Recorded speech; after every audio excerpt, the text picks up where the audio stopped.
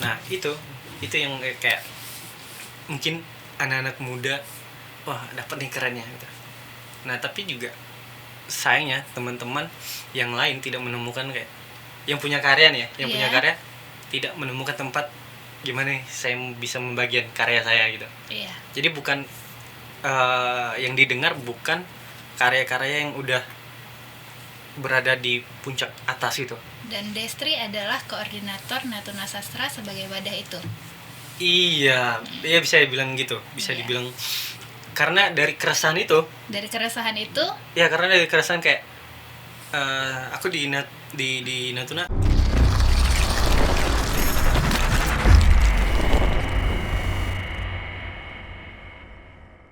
Assalamualaikum, ini Mimit. Selamat datang di iPod. Ini memang podcast.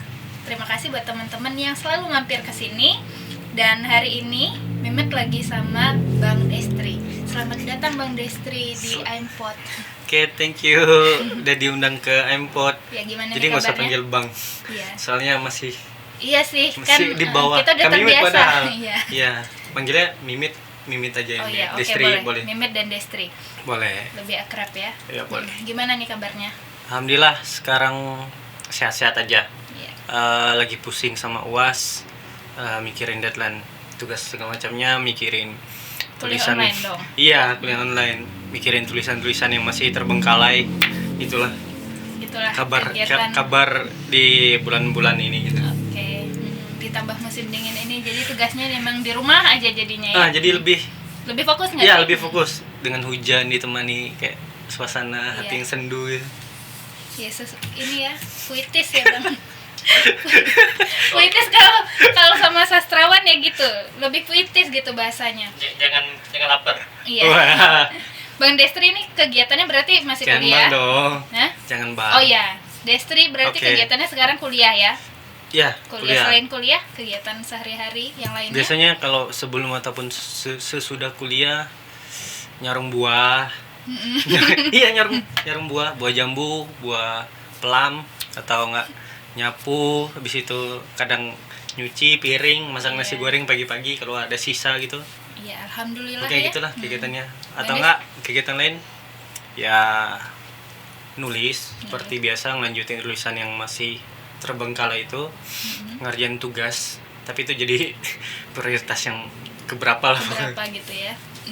Destri sendiri kuliahnya di jurusan? Sekarang di Sastra. Di UGM sekarang. Oh, sekarang di UGM. Oh ya, berarti sekarang S2 kan? Iya, ngelanjut lagi. S1-nya kemarin? UNJ, Universitas Negeri Jakarta.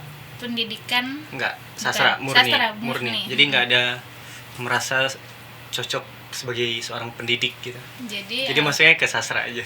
Yang non-dik. Berarti memang minatnya di sastra. Dari awal tuh sudah. Ya boleh nih diceritain. Dari awal. Dari awal. Ini panjang nggak? Ada 30 menit habis ini. Ya boleh. Kita pokoknya nanti kita bikin berpart-part ya Bang. Sampai akhir tahun ya. Iya, sampai akhir tahun pokoknya. Munculnya bukan keinginan. Menikmati bagaimana menulis dan nulis puisi lah, nulis cerpen mungkin dari kelas 3 SMA. Itu baru kelas 3 SMA. Kelas 3 SMA nulis kayak puisi. Kemarin tuh ada seleksi lomba FLS2N, tapi masih tingkat kelas ke kelas gitu. Nah, itu seleksi di sekolah berarti ya. Di SMA 1 kan kelas per kelas.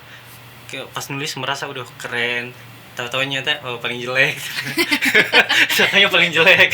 Nah, terus ada tertarik kemarin kayak ikut antologi. Antologi ngebahas tentang kayak daerahnya itu. Jadi kayak ngebahas tentang daerah, bahwa kayak Masjid Agung kemarin nulis puisi, masuk ke antologi, dibukukan. Nah itu jadi kayak sesuatu apresiasi yang kayak wah punya buku nih gitu. Punya buku dan keterusan. Terus pas antologinya enggak, itu bareng penulis-penulis lain yang dari seluruh daerah lah. Seluruh daerah waktu SMA. Iya, itu kelas 3 SMA. Habis itu lanjut lah tes CPNS, SBMPTN. Kok CPNS? Cita-cita. Aduh, nggak lulus lagi kemarin. Sama. Belum rezeki. Iya. Aduh, nggak ada lagi. Susah nomor urut ke 100 sekian. Iya. Jauh.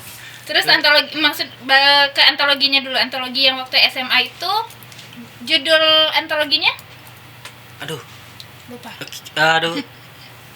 Zamrud, ada Zamrud di Katulistiwa gitu. Oh iya. Iya. Zamrud di satu. Ada Krisyantonya juga di situ. Zamrud. Oke, siap. Nggak ngerti. Nggak Oke. ngerti. Zamrud Oke. yang selamat Iya, ulang tahun. Iya. Nggak tahu. Oke, siap. Lanjut ya. Iya gitu. Oke, ambil SBMPTN, ambil sastra Indonesia itu pilihan ketiga. Pilihan ketiga. Pertama itu sosokan ngambil UGM. Jurusan apa? Pokoknya lupa lah, agak-agak seni-seni sedikit lah gitu. Iya. Terus yang kedua di Unpad kayak ngambil, aduh lupa, film dan media itu. Nggak tahu kenapa ngemilih itu sesuai dengan hati aja gitu. Padahal pada saat itu udah lulus di Unikom, Universitas Komputer Bandung. Oh, maksudnya sebelum SBMPTN Itu udah daftar ke ya udah, universitas lain juga? Udah dipastikan masuk swasta pada saat itu gitu kan. Nah, jurusan? sastra, sistem informasi. Sistem informasi. Tahu-taunya lulus pilihan ketiga sastra Indonesia UNJ itu. Ya udah ambil aja negeri kan. Iya. Karena negeri nih, biasalah orang tua kan, wah negeri, wah anak saya negeri gitu. Iya. Senang kan? Sama. Iya. Senasib kita. Iya. Udah masuk negeri, paham pelan. Emang pada saat itu senang tuh kayak masuk negeri. Tapi di pertengahan, malah di awal-awal kuliah, bahkan belum masuk perkuliahan, itu kayak ngapain ambil itu gitu, ngapain ambil sastra gitu. Ya. Jadi Pertanyaan mungkin gitu bahasa ya, salah jurusan gitu. Udah mulai ngerasa salah jurusan gitu. Mende pasang ambil sastra gue. Dengan sendiri kayak gitu. Kayak wajah tuh kayak tersudut di satu kamar, di keluar air. Oke, baik. Kenapa ambil itu? Kenapa ambil itu? Iya. Jadi rasa bersalah gitu.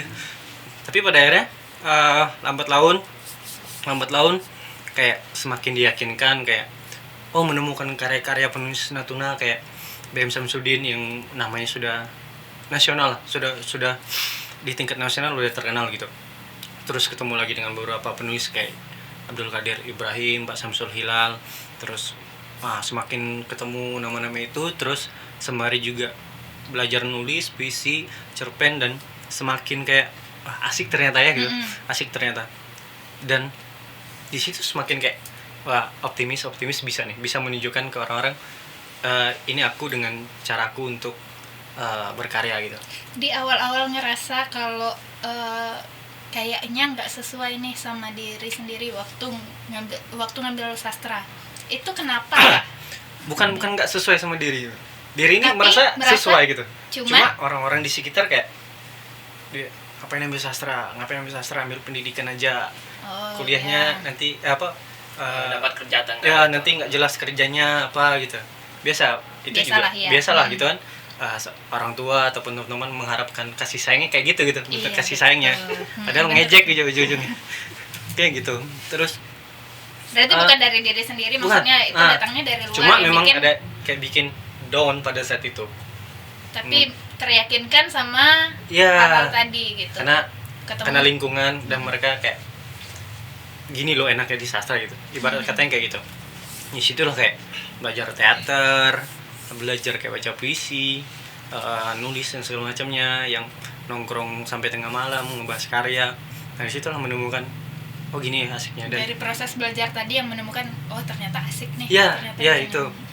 Dan kayak di Natuna juga banyak ternyata ya yang berkaitan sama sastra, dan banyak hal yang bisa diangkat melalui sastra gitu. Dan satu hal yang kayak bikin semakin kuat di situ, menulis, kalau nggak salah ini kata Pramu itu, yang menulis untuk keabadian gitu. Jadi selepas kita mati pun kita juga akan tetap hidup gitu ketika kita menulis. Iya. Walaupun kita mati kita akan tetap hidup gitu. Iya. Terus kayaknya kita pernah bahas, pernah ketemu di beberapa event. Terus kita ada bahas ini nih, Des, waktu itu untuk di Natuna sendiri kan seni-seni yang lain kayak musik dan tari itu memang perhatiannya lebih gitu. Iya.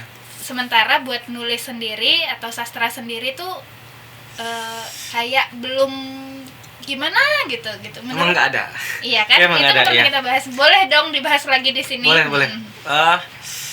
Emang pasti udah pada tahu lah. Misal teman-teman yang nonton juga udah pada tahu kalau di Natuna dalam bidang seni itu yang banyak digandrungi, banyak yang disukai itu musik dan tari Pertunjukan gitu. lah ya. Ya. Kenapa? Karena ada wadahnya. Iya. Itu. Dan di sekolah-sekolah pun menyediakan tempat itu, menyediakan sanggar gitu. Dan setiap acara pun itu digunakan. Iya. Setiap acara adalah misalnya diundang untuk ngisi pembukaan, dan selalu ada kayak parade tari. Ya, karena sifatnya pertunjukan tadi. Jadi mereka punya tempat untuk kayak evaluasi kemampuan mereka, kualitas mereka. Iya, betul. Nah, dan itu tidak sejalan dengan seni-seni yang lain. Iya. Kayak bukan hanya di sastra aja, bukan, tapi kayak di teater, di rupa itu nggak ada. Mungkin teater rupa, ya tiga itu sih kalau nggak salah. Yang belum masih kayak ini di sini. Iya, yang belum dapat hati di masyarakat Natuna itu belum ketemu gitu. Kenapa? Memang nggak ada wadahnya, terus nggak ada orang yang memulai untuk ngasih tahu ada loh seni lain yang cukup menarik, dan ini loh ada kegiatan-kegiatan yang mungkin bisa jadi alternatif untuk anak-anak muda sekarang gitu. Dan sampai dari tahun misal pas SMA itu nggak merasakan ada wadah seperti itu. Iya. Untuk teater apalagi. Iya, Mehmet sendiri tuh sebenarnya selain nari, nari itu emang dari kecil tuh suka puisi, pernah ikut lomba puisi juga, pernah ikut lomba kaligrafi juga. Tapi ya itu tadi nggak ada wadahnya buat nyalurin itu gitu. Jadi ujung-ujungnya pindah ke nari lagi gitu. Misalnya kayak kita nulis terus kita nggak tahu nih mau dikemanakan karya itu gitu. Iya. Nah itu kita bisa kasih ke orang tua. Oh bagus, sudah selesai gitu. Iya. Mender ya bah, dibuang kan. Itu lebih parah kan. Ataupun bawa ke kawan-kawan, nggak ada yang tertarik untuk membaca gitu. Memang dari dasarnya juga udah kurang kayak membaca dan menulis itu literasinya gitu. Mungkin juga menulis teater atau rupa belum kelihatan kerennya. Iya. Nah beda tuh kayak nari nih, pakai dandan, makeup, dipoto, nah dilihat banyak orang, menang segala macamnya, ternyata keren. Main musik kayak kita bawa gitar, bisa live streaming, anggaplah live IG semacamnya. Nah itu yang kayak mungkin anak-anak muda dapat nih kerennya gitu. Nah tapi juga sayangnya teman-teman yang lain tidak menemukan kayak yang punya karya nih ya, punya karya tidak menemukan tempat gimana nih saya bisa membagikan karya saya gitu. Iya. Jadi bukan yang didengar bukan karya-karya yang udah berada di puncak atas itu. Dan Destri adalah koordinator Natuna Sastra sebagai wadah itu. Iya, bisa dibilang gitu, dibilang karena dari keresahan itu. Ya karena dari keresahan kayak aku di Natuna belum punya teman yang kayak asik nih bahas karya ini. Dia punya karya bahas. Akhirnya bikinlah Natuna. Iya, bikinlah itu. Dan perlahan ketemulah kayaknya inilah waktu itu yang kita bahas kenapa Natuna Sastra ini ada gitu ya. Gue pikir semuanya berangkat dari kayak keresahan gitu. Kenapa Natuna Sastra ada, terus kenapa kayak yang sebelumnya kayak KPRD itu kenapa mereka ada karena KRPD. Nah, pokoknya gitulah ya. KRPD. Iya, pokoknya gitulah. Ya semua berangkat dari keresahan, sama kayak aku juga kayak aku resah nggak punya teman untuk ngobrol ini, nggak punya ruang untuk berbagi. Dan aku juga kayaknya pasti ada anak Natuna yang dia punya kemampuan menulis dan punya kebiasaan membaca, tapi nggak ketemu temannya ini siapa nih. Mungkin kayak Mehmet dulu gitu, suka nulis, suka baca, cuman karena memang nggak ada ininya, nggak ada Iya. wadahnya, jadi ya udah larinya Iya, ke nari masa- karena kebetulan iya. bisa juga narinya gitu. Masa kita ngobrol-ngobrol sendiri kan kayak enak, kayak orang gila gitu. Makanya Betul sekali. Ya terus Natuna Sastra di tagline di IG-nya itu seni berkarya di perbatasan. Berarti berkaryanya ini semua seni kah? Atau maksudnya Natuna Sastra ini tujuannya mewadahi semua seni kah atau hanya sastra aja? Kalau misalnya dari namanya kan kita tahu nih kayaknya sastra aja, tapi untuk postingan-postingannya kayaknya udah ada event-event, maksudnya udah ada yang sebenarnya kalau di Natuna Sastra awalnya memang mikirnya ini fokus ke sastra nih, ke penulisan gitu, pantun, puisi, cerpen, naskah drama dan lainnya gitu. Nah, tapi sering berjalannya waktu, sepertinya tidak hanya sastra yang bisa diangkat oleh Natuna Sastra ini gitu. Iya. Nah, tapi dalam bentuk yang lain nih. Nah, makanya kemarin bikin kayak Malam Puisi Natuna itu tidak hanya fokus kepada kayak baca puisi, baca monolog enggak, tapi lebih fokus kayak ada yang nyanyi juga, ada yang pantomim juga, ada yang stand up komedi bahkan. Iya. Ada yang apa kemarin ya? Beragam seni yang muncul tuh beragam. Di situ semakin meyakinkan kalau anak-anak Natuna tuh punya potensi yang besar gitu. Anak-anak Natuna tuh keren sebenarnya gitu. Sebenarnya keren, tapi sayang nggak ada tempat untuk mereka nunjukin aku ada dengan karyaku gitu. Ya sebenarnya gitu ya. Jadi Natuna Sastra itu awalnya memang di sastra, kemudian ternyata seiring berjalannya waktu itu ada anak-anak yang dengan karyanya yang nggak diwadahi muncullah di Natuna Sastra ini. Sembari memberi wadah untuk mereka, tapi emang fokusnya lebih ke penulisan itulah. Natuna Sastra sendiri berdiri sejak ada Malam Puisi itu atau emang udah ada sebelumnya? Berangkatnya dari WordPress dulu ya. WordPress dulu. Iya. Puisi-puisi yang masuk itu kayak aku punya kayak ini ada puisi dari sini masukin, puisi dari sini masukin. Kalau nggak salah puisi Kami juga masuk. Yang mana ya? Lupa pokoknya. Makanya, ada. Biar pernah bikin puisi, tapi waktu kelas 6 SD tuh hari Kartini. SMA tuh. SMA iya, ada ya? SMA. Oh iya, ada puisi yang, kelas meeting. Iya, sama Anu juga kalau nggak salah. Iya kayaknya. Iya itu masuk. Marisa juga nggak masuk kalau nggak salah. Iya, pokoknya masuk di situ. Kok gue nggak tahu sih?